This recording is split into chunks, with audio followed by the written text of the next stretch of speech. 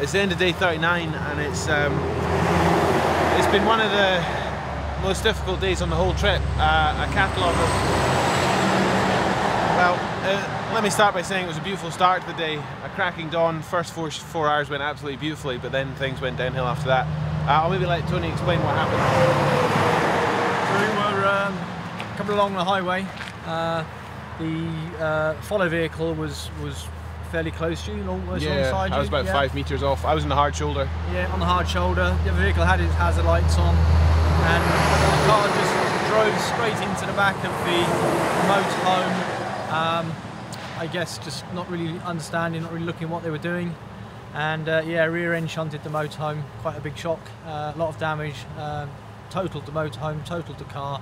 Fortunately, nobody seriously injured. A few knocks and bruises, but yeah, big shake up for everybody. Fortunately, Mark wasn't involved at all in the collision, but yeah, put stop for 2 hours, do you think, on the side of the road? Yeah, I mean, quite a few of the team have got matching head bumps. I mean, took some serious knocks in the car, and you know, well done to Claire for jumping in at the scene, because in the car was a mum and a 1-year-old, and you know, Claire was incredible looking after the kid in particular, and then making sure the rest of our team, who had all taken hits, were okay.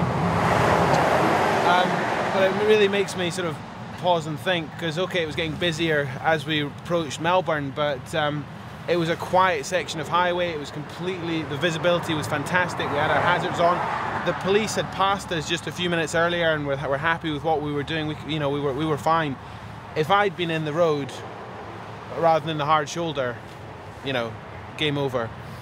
And if that slow-moving vehicle, say we were going at 30 kilometers an hour, had been anything else but the soft back end of a motorhome, it would have been a lot more serious for them in the car. So yeah, she obviously just wasn't watching the road. Anyway, very serious, but it could have been a lot worse, and the team did brilliantly.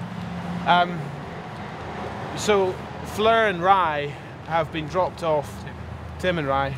Tim and Fleur. Long day. Which two of the team have been dropped off at the airport, and are now going on to New Zealand to prep the vehicles and be ready for us arriving there. Tony and the team had to head to a hire company and pick up a different vehicle and sort out all the kit. You can imagine it's just a huge amount of admin to sort out. As we got, Melbourne is 100 miles across, like the built up area. It's absolutely mental. I remember it being tough 10 years ago, and it was tough again. A huge thank you to a friend called Damien, who I met 10 years ago riding across the outback when I was cycling around the world the last time, and he was also cycling around the world. He was going for the Cross Australia record. He came out this morning expecting to ride with me. He ended up in his vehicle being support vehicle for most of the day, and was absolutely brilliant. So what a legend. Thanks a lot, Damien. And he actually got back on the bike and rode with me in the dark for some of this evening, so top guy.